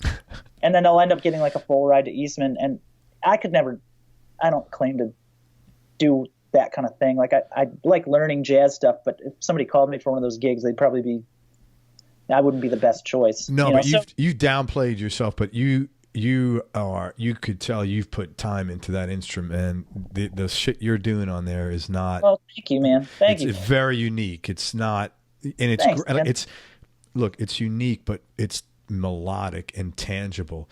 There's a lot of cats doing unique stuff, and it's like great. But like I can't listen to it, and listen, everybody has a right to, that's just my opinion, but I mean, I think what you're playing is extremely tangible to anybody that likes rock music, and especially anybody that likes a groove. Yeah.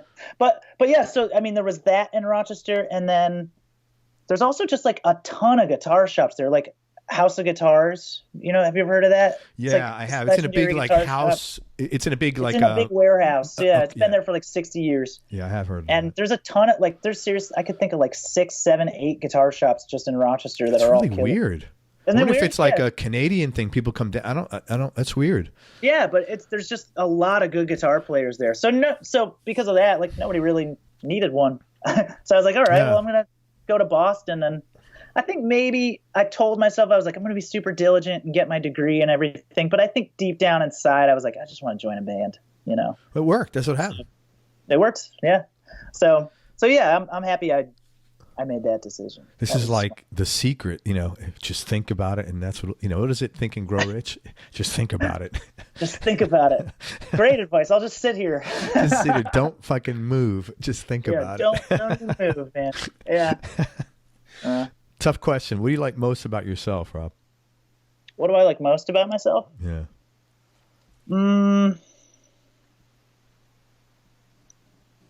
Well, I don't know. Lately, I feel like I'm a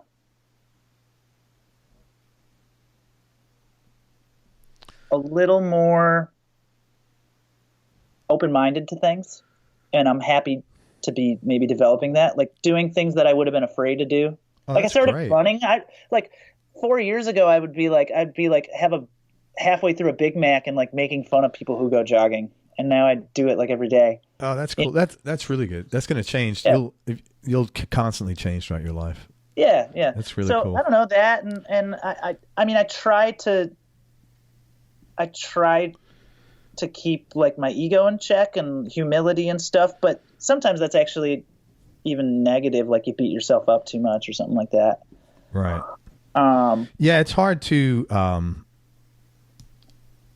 you don't want to be arrogant about anything. It's hard. I think there's a difference between arrogance and confidence. You should be confident. You should be confident. Yeah, man. I have, to be fair, I have friends who like, at least in my opinion, I'm like, oh, they're kind of arrogant, but I don't really mind it. Fuck it. Like they're fun hang and they're great people, and if they think highly of themselves, good for them, you know.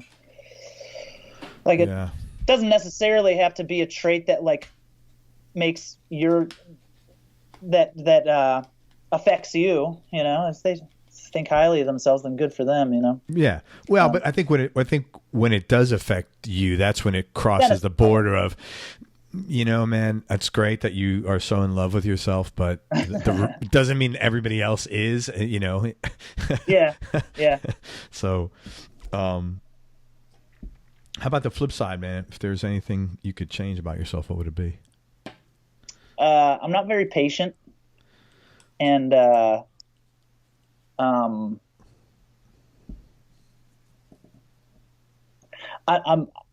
talked about it a little earlier, but I tend to be like a little like pessimistic and kind of cynical.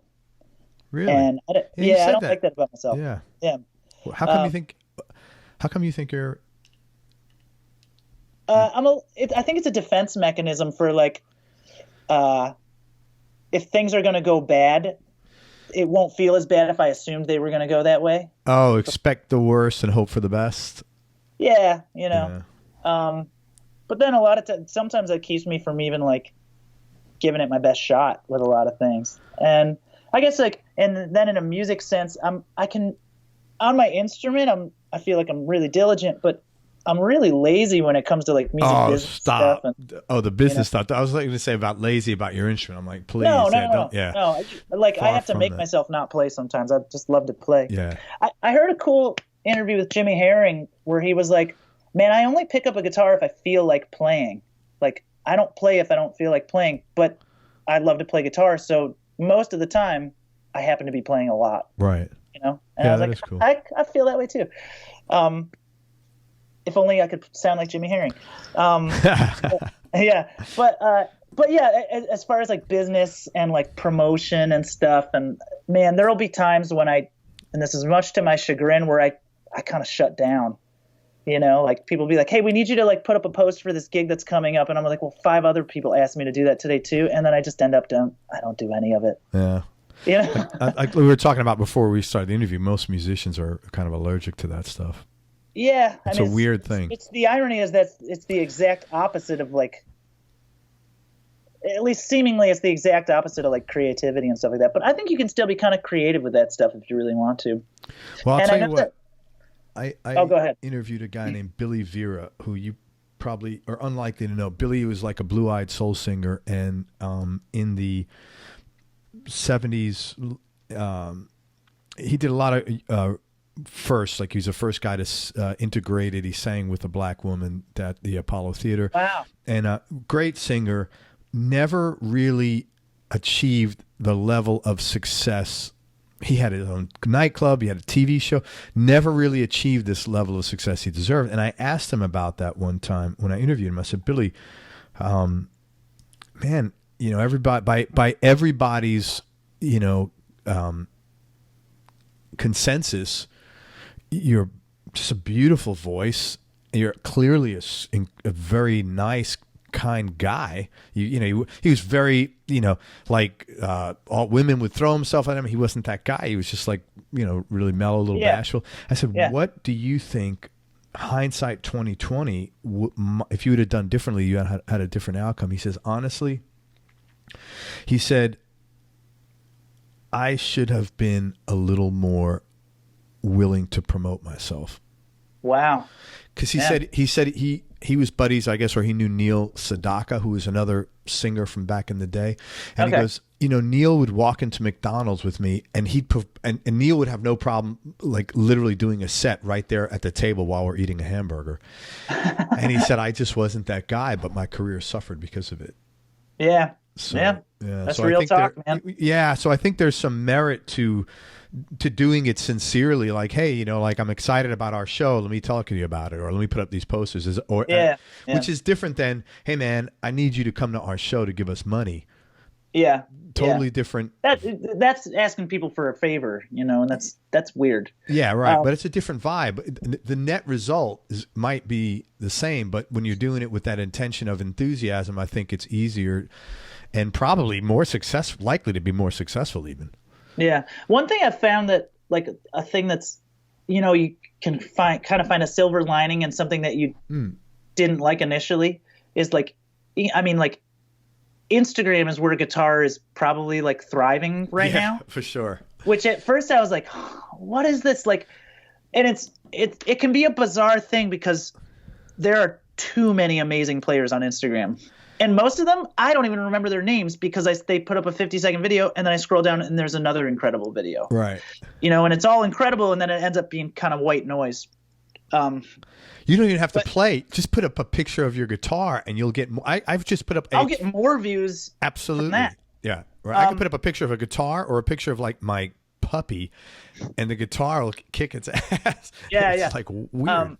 Which I also have a thing, like, when people, I'm interested to a degree where I'm like, cool. But if people, like, put up pictures of, like, their pedal board over and over again, it's like enough. Yeah. Like, I'm like, man, you need a girlfriend, you know? Get a hobby, get a pet. Yeah. Get a plant. But a cool thing, I was talking to Lyle Brewer, the guy I mentioned before. Yeah. He puts up a ton of Instagram stuff, and he actually he made a whole album where every song was like an Instagram post length because he used Instagram, and it was semi-deliberate, but he needed to write music.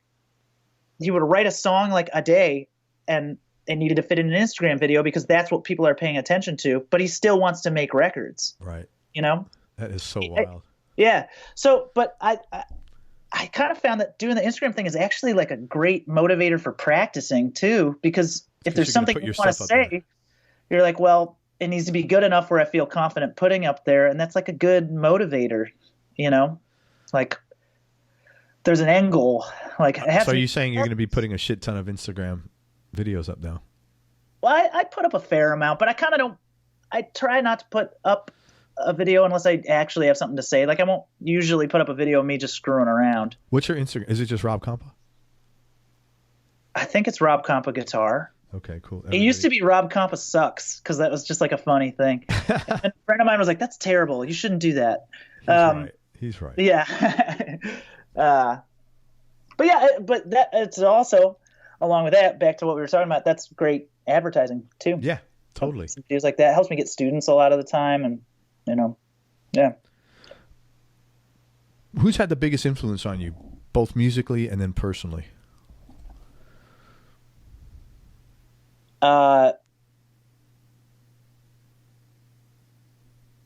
Okay, well, personally, like, I mean, of course, my mom and dad. And I mean, my mom and dad are incredible people. They're amazing. And my dad is the man. He's really, really cool, but I think he's the man because my mom is even more awesome secretly, and she made me that awesome. That's cool. Yeah, but for other people who like just personally and musically, one of my best friends from home is actually my high school librarian. His name's Brian Regan, Oh, that's and he's a interesting. musician. Yeah, he was a musician, and when I was a kid, when I was like just getting into high school, he has like a local band in town called the Earth Tones. They just play covers, but they're great. And he would have me like, it was like my first paid gigs I ever did. He would have me come out every once in a That's while cool. and play electric guitar with him, and then he'd give me like $40, which is a fortune when you're 16. Of course, yeah. Yeah, and so he kind of like taught me how to gig and how to be like man. There's a couple like wise words that he gave me that like he probably doesn't even remember, but I remember one time me and him were both playing in like a pit band for like my high school. It was Bye Bye Birdie. Oh, yeah. Yeah, and I like complained or something, like I was like, I don't want to be here, and he was like, man, you're getting paid to play music, like what are you complaining about? And I think about that a lot, like whenever I start to like, if I'm on a gig and I don't feel like being there, because we all get there, it happens, that I'm like, remember that, you know, and like that was good advice, you know. Very cool. But I'd still like, I hang out with him every time I'm home, and he's always just been full of good life advice too. And his wife Eva as well, like she's in the band with him. She sings and plays keys in the band. But I still hang with him every time I'm home. We even, when I was a teenager and I would do gigs with him, one of the gigs he was like, so instead of paying you for this gig, why don't I get tickets for us to see David Gilmour? And this is like in Oh my 05. God. Yeah, this is like 2005 on an island tour, and he couldn't get tickets. It was sold out. And we were like, well, he's old. He might not ever tour again, but if he ever tours again, we got to go. So So you went 3 years ago when he was he at the played Garden? Yeah, he played at the Garden. Yeah. But I mean, Rochester's like 6 hours away from the Garden. It's far. But I was like, we got to do this, man. We said we were gonna. And I was on tour at the time, so we bought the tickets, which were expensive. I don't know how much they cost. But then I had to buy a plane ticket from Cincinnati, and I took a red eye and like got off of the plane and went straight to the show. And then I slept for a little while because I was living in Jersey at the time. And me, him, and my girlfriend at the time went. And then I got right back on a plane and flew to Charlottesville, Virginia. So I spent like $800 to go to the show. Yeah, but it's worth it. It was man. so worth it. Yeah. How was that? I actually had 17th row tickets and I couldn't go. Long story. What? Oh man, it was great. It was depressing. amazing, man. Yeah. I mean, man, I'm not ashamed to admit I got kind of teary eyed when he played Comfortably Numb. Like I was like, sure. Like I was like, oh my God, here it comes, man. Like, cause that's probably my favorite moment of electric guitar playing anywhere. Is that both of those solos in there, you know? So, yeah. You know, I've interviewed his bass player and his drummer. I listened to that one, Guy Pratt. Yeah, Guy. Yeah, he's a character. And afterwards I said, Guy, look, I'm sure the answer is no, but like, do you think there's any way I'd ever get David on my show? He goes, in short, no. Yeah, in short, no. Yeah. He said he doesn't do interviews. He said, and like he's just not that guy. Yeah, yeah. I said, I probably can get Roger though. He goes, yeah, Roger, I could see him coming on the show because he's like got something to say usually, you know. Whereas Gilmour is just like quiet and doing his thing, you know. He's one of the. I've gotten to meet most of my favorite guitar players that are still alive, except for him, and I'm sure that's not going to happen. He's amazing, man, isn't he? Yeah, he's amazing. But I feel like he kind of like he's one. You know, most of these guys are like, you're still like, well, they're still just human beings. And then David Gilmour, I still have to like, I catch myself thinking that he's just like vapor and he just like materializes before public appearance. just to make a record. Yeah, you know. No, he's pretty amazing, man. I know how you feel. Yeah. Yeah, really. So I mean, that's a nice segue into like musical heroes. You know, he's one of them for sure. Like he taught me like everything about like being tasteful and not overplaying and like serving the song. And Trey Anastasio is a huge one for me. Like I'm a big Fish fan and I love his playing and just his ethos about like fearlessness. Jimmy Herring, John Schofield, you know, and like I said before, like a lot of those players that nobody's ever heard of who are just like your friends. Yeah. Because you can go talk to them and play guitar with them and learn from those people way more than those unapproachable guys who are your heroes, you know. Sure. Yeah. It's funny what you mentioned about Schofield playing to a smaller audience. I think it was before we started recording. Yeah. I had Steve Morse on the show, and he will do shows, and there'll be 10 to 20 people there. He said the same thing. He said, and I'm totally fine with that because, you know, I know my music is underground and it's just obscure and there's not a lot of big audience for it. Yeah. I've heard that about another hero of mine. Wayne Krantz is like a huge one for me. Same thing. Yeah, he'll play these packed out shows at 55 Bar. Have you ever been to 55 Bar? No, I know the bar. I know the club though.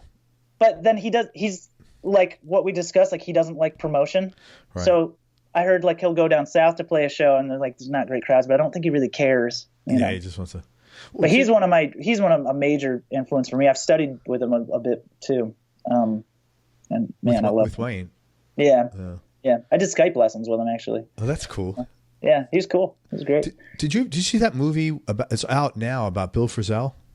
No, I want to though. But it was interesting because people are always like, "Hey, can you get Bill Frisell on your show?" And I'm like, "Watch that movie. He's not interested in coming on my show. He's extremely shy. I mean, like painfully shy. I mean, I don't know if he's in pain. I'm just saying, like, he's a super quiet guy. He's he he'd be miserable coming on this show. His speaking is a lot like his playing, where he like takes as long as he wants. You know, you're 100% right. That's a good to articulate what he wants to say. Yeah. You know, I saw him do a clinic when I was in college at Berklee, and I remember it was cool, you know. And I saw the show that night, and the show was amazing. But it was cool. He had like a whole string quartet with him and stuff. But the clinic, I remember somebody was just like, "What kind of overdrive do you use?" And it took him like seriously like 5 minutes just to be like, "It's a tube screamer." You know, like, he's very shy. Yeah, very shy, and it's almost like he's got another dialogue running in the background. Yeah, because you could see him like he's thinking of processing something's going on up there. He just keeps to himself about it. You know. Yeah, so, man, he's special. Yeah, beautiful player, man. Yeah. Do you have any non-musical superpowers, Rob? Non-musical superpowers? Are we talking like just like a fake superpower? Like if I could have a superpower, what would it be? No, man. It's like a real superpower. Everybody's got a superpower, man. It's something they do that's, you know. Oh, okay. Let me think here. I'm a pretty good speller. There you go. That's your chi. I won my 4th and 5th grade spelling bee in elementary school. There it is, man. Your chi. I'm probably not on my game that much anymore, but, you know. You got spelling chi. Yeah. Oh, I'm very, very good at movie quotes, too. Awesome. Yeah. That's really good to have in handy. It's good. Yeah. It's a good conversation starter. If there's ever a lull in conversation and I need to like jump start it, then I'll just like throw in some arbitrary Dumb and Dumber quote and everyone will be like, "What?" Hey guys, I got to make like a tree and leave. Favorite place you've traveled, man? You've been all over. Yeah. Man, you know what's cool is my favorite town in the U.S. to go to was Burlington, Vermont, and then I moved here. That is cool, man. What do you like about it so much? Besides the weed, which you don't smoke. Yeah. It's just beautiful, man. The people here are incredible, man. I've made some amazing friends here. And I feel like there's a lot of beautiful places, but if they're filled with assholes, it doesn't matter. Yes, and this is very true. Is not. It's wonderful, and there's a ton of music. Like I could go out and see or like go to like an open jam or something. I could probably find some music every night of the week if I want. That is really cool. And it's small. It's a small place where like right near my house there's this bike path, and I'll either run on it or bike on it almost every day. And I literally like if I go left, I'm going to go to like the city, which isn't much of a city. It's like a cute little downtown area, but there's a lot to do there. And then if I go right, it's just straight up nature, you know? So it's kind of got the best of both worlds, you know? Sounds like Oregon. Yeah. I mean, I've been to Portland, Oregon. I haven't seen that much of Oregon, though. I envision it. I'm from the Bronx, so, you know, it doesn't take Oregon, much to... Right? What's that? Portland is Oregon. Oregon, yeah. Yeah. No, it's great, man. So I'm really happy here. You know, the winter's rough, man. I gotta learn how to ski or something because, man, the wintertime. It's as bad as Rochester, no? I mean, this year it was worse. Oh my God, really? It was crazy. But everybody here who's like done winters here before was like, yeah, that was a bad one. So that's actually a little reassuring that like it wasn't. They were like, yeah, this is nothing. This is an easy winter. You know. Are your folks still in Rochester? Yeah. They're both still in the same house I grew up in. And that's everything. very cool. Yeah. Really cool, man. Hey, last question. Sure. And thank you for your time. I really appreciate it. Of course. Biggest change in your personality over the last, let's say you're a young guy, call it last 5 to 7 years, and how much of that has been deliberate or intentional, and how much has just been a natural part of aging? I'm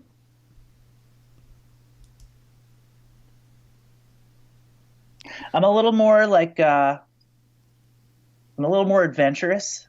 There you go. Like I'm down to like I'm a little more down to like I don't know, get into some craziness musically too, but that doesn't really matter that much. Why is that? And what? Why is that? Why am I more like that now? Yeah. I think I was just like so shy before that. Like there were a lot of fun things I could have done that I didn't take advantage of. You know. That's good that you're open to that now, man. Yeah, I am still like I'm guarded though. Like I'm afraid to commit to things. You know, a lot of the time. But I don't know if that's necessarily a bad thing. And then I'm trying to think if there's anything else.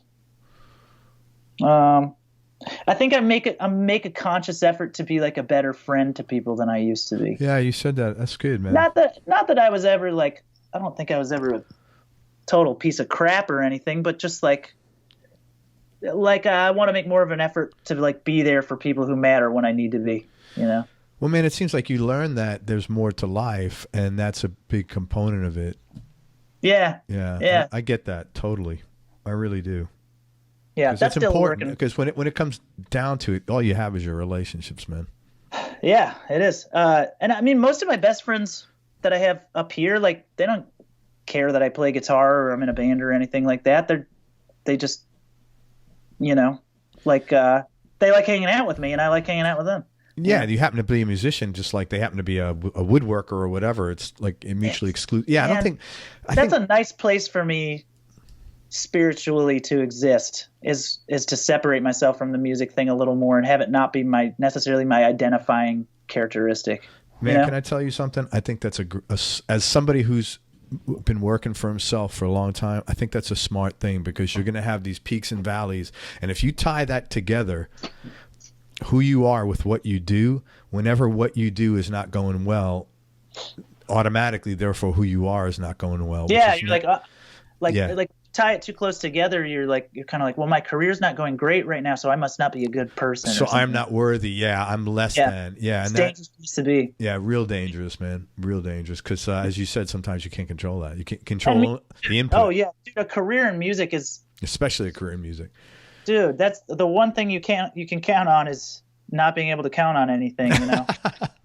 Yeah. And on that note, let me tell people what you got going on because I want people to pay attention. All right, first of all, if you have not checked out Dopapod, they're a great band, ton of fun. I mean, they're a fun band, man. These guys are having a good time when they're playing. Their music is great, and I would love you to check them out. The last album is called Emit Time, and you'll notice what is it? Palindromes? Is that the right word? Every album title's a palindrome. Every correct? album title's a palindrome. All their children's names are palindromes. No, I'm just kidding. But every album title, these guys are a lot of fun. Great band. I mean, you're going to find so much cool music on it. And Rob is a brilliant guitar player. He's downplayed a lot of it. But let me tell you, he's just got a beautiful tone. His note selection is awesome. You're not going to hear the same thing twice. And it's amazing because, these are 8, 9, 10, 11, 12-minute songs sometimes. And there's, I've got the whole catalog right in front of me. There's 90. No, that's not correct. That's definitely not. Yeah, there's 95 songs, 12 hours worth of music. And, it's hard not to repeat yourself. And he's not doing it. It really could just the whole band is great. Eli, I mean, great musicianship there. But go to Rob's website also, Rob Compa Guitar. His last name is Compa.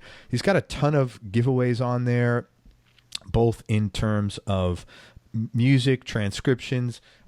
If you're a musician, check out his Thoughts for Young Musicians to Ponder. It's really interesting, and I know that he said he might change stuff, but that doesn't take away the fact that it's just interesting stuff. Whether you agree with it or not, it's just interesting topics in general that you should be thinking about. It's a portrait of how I felt at that point in time. Yeah, man, that's it. Yeah. Also, go to dopapod.com, and you can see when they're touring. They are going to be doing some shows in the summer. It's Dopapod, Dopapod. Even the name of the band is cool, Dopapod. Also, Rob gives lessons, man. So if you are interested and you dig his style of playing, connect with him on his website, Rob Compa Guitar. Go to the contact tab and let him know what you're thinking about, and maybe you guys can connect. He's just a great player. Also, Rob does a lot of sideman stuff, which we didn't talk about, but if you are interested in having Rob do some tracks for you or play on your project, do the same. The best thing is to go to your website again. Oh, yeah. Go to robcompaguitar.com and hit him up on the contact tab. And that's about it, man. They're not going to play Florida, which sucks, but, man, I hope you do sometime. We may in the future, man. We used to play in Florida a lot, but we're getting so particular about where we play from here on out. Well, it's tough, man. Florida's a massive state. The venues aren't exact. You got to get paid, man. I get it. It's really hard with the venues here sometimes because it's either really small or really big, and like. Man, we had some raging shows here back in Florida back in the day, because just like what I mentioned about that town Oneonta earlier in the interview, like. A lot of those towns, like, there's not a lot of music that comes through, so people are stoked when there's music. Oh, especially if you're in the central Florida, there's tons of that's why they have a lot of festivals there, actually. Yeah, we used to play at Suwannee Music Park. Yeah, of course. Yeah, we used to play a ton of events there, man. I love that place. I think they. No, Suwannee still exists. I mean, it's just a plot of land where they throw all sorts of events, but like. I think there was one called Suwannee Music Fest. Maybe that's not around anymore. I know Bear Creek used to be a big one, and that's gone. Yeah. But they still throw all sorts of stuff there, And the Peach, that's in Georgia, the Peach Festival, right? No, that's in Scranton, Pennsylvania, but it's sort of synonymous with the Allman Brothers. Yeah. Because they used to throw it. Like the first couple times we did it, the Allman Brothers headlined it. Like they curated the whole thing. So. Well, you know what? I'd love to see you. I'm pretty sure Derek and Susan, there's a Vinoy Park Blues Festival every year down here in St. Pete.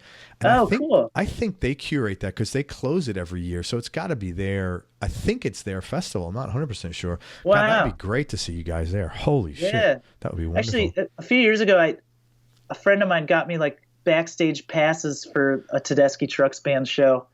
And I was like, I don't like bugging people. Right. So, but like there was like a keg back there, and Derek was right by the keg. So I just walked by and I was like, great show. And he was like, thanks, man. And so I got, technically I can be like, I met Derek Trucks. I met Derek. Even though I just said, hey, and grabbed a beer, Let me tell you, man, I went with my son to one of them probably 5 or 6 years ago. And he closed out the set with a Bob Dylan song called Down in the Flood. Oh, cool. And honestly, man, I've seen tons and tons of shows. I'm an old guy. And I had never seen, I could not pretty much speak after that. What he did on that guitar in that encore, I saw my son, I said, Nick, you are never, what you saw tonight, you will never see again. Yeah. I think for like my generation, he's the guitar voice of my generation for sure. Just what he did was amazing, man. Yeah. Like when the dust settles, he'll be like remembered with all the other greats. And Rob Compa will be up there too, man, because you're doing some fantastic shit. Honestly, man. Thanks, listen, man. Thank you for everything. I really appreciate it. And everybody, check out Dopapod. Check out Rob Compa. Go to Rob Compa Guitar and enjoy, because there's a lot to enjoy. Thanks, man. I appreciate it. Thank you. Everybody, thank you for listening. If you enjoyed this interview, please share it with a friend on your social media channels. We appreciate your support and help with this. Thanks so much to Rob Compa for spending time with us. Please support Rob's music. Oh, and he's got a solo album coming out. Yeah. Dude, when is that coming out? I don't know yet because of all this promotional laziness that we discussed. 2019, 2020? This year. It'll come out this year. It's all the tracking's done. It's just getting mixed right now. Awesome. But I'm pretty excited about it. That was something I never kind of didn't think I'd have the guts to do that for a long time. And you know, it's a lot different than Dopapod. It's a lot of like acoustic stuff and lyrical, but still like a lot of like electric guitar, because there's a lot of things. Like there was one tune where I really would have loved to have like a New Orleans-y horn section on it. Like, you know, New Orleans horn sections where they don't do the same thing and they just answer each other. Yeah. And I can't afford a horn section, but I can use a guitar as an arrangement tool. So, you know, kind of like I'm looking do my forward best to it, with man. a guitar to do it. So that, and I have some great players on it with me too. Like Russ Lawton, who's Trey Anastasio's drummer, plays drums on most of it. And then Michelangelo, who's the original drummer of Dopapod, played a tune on it. My friend Pat Markley's playing bass on it. I think Eli might play some keys on it too. We might add some keyboards after the fact as a finishing touch. You know, That's awesome, man. This has been a big year of growth for you, man. Taking off. Yeah, it's cool. You're like, I don't even know you anymore. Even it's 2 hours, I've changed so much. Rob, thanks for everything. Everybody. So when Rob comes out with his solo record, he'll come back on the show. We'll promote it and we'll talk about it. So cool. All righty, man. Make sure you go to everyonelovesguitar.com. Sign up to get on our newsletter list so you and I can connect. And most important, remember that happiness is a choice. So choose wisely. Be nice. Go play your guitar and have fun. That's an AA thing, I think. Right? Oh, well. I think I don't so, know. right? Happiness is a choice. I think it is, man. And have fun. So till next time, peace and love, everybody. I'm out.